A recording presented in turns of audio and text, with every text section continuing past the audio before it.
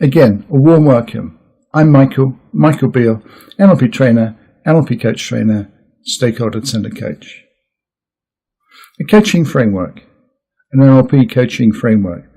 I've developed this framework over about 14 years, and I find it tremendously empowering because by having a logical framework, it allows me to use my emotional intelligence and intuitive capabilities to the full, because I can create the space to let my intuition and the client's intuition work, where I can always go back to the framework. So it doesn't matter if I get temporarily lost, I've got a marker in the ground to know where to go. So what's in the framework? First one, a beginning frame, establishing the rules I'm working with my client. This is important because in doing it, the client rightly may decide I'm not the right coach for them. And equally well as the coach, I may decide the client isn't the right client for me. Far better to establish this up front, and we're likely to get far better results together if we agree how we're going to work together. Secondly, state. Am I in the right state? Is the client in the right state?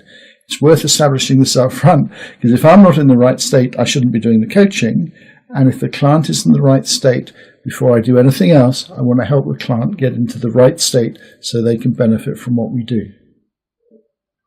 End goals. Establishing what the client really wants, what will make it really useful to them. Rapport. Is it safe for the client to be open with me? Does the client trust me? That's particularly important for the next system, which is understanding where the client is now. The client needs to be open and honest with themselves as much as me, but if I haven't developed that situation of rapport, I'm not making it easy for them. So they're comfortable answering the questions that I might ask. What do they need to do to move forward? What do they need to do to move forward to where they want to go? So we look at all sorts of options, some tasks, some techniques. Then the next stage is future pace. Can they imagine themselves doing the first easy step? If they can, they're likely to do it. If they can't, that's fine, but it means that I've more work to do. It enables me to test the quality of what I've been doing. And the last phrase is the end frame. How do I end the session? And I say this with a certain amount of humor because I know so many coaches and so many salespeople that have done everything perfectly until the end and have almost forgotten they're on duty and the purpose that they're there and said the wrong things.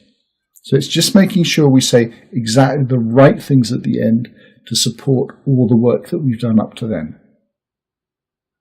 So thank you for listening and watching. In the next video, we'll look at beginning frames.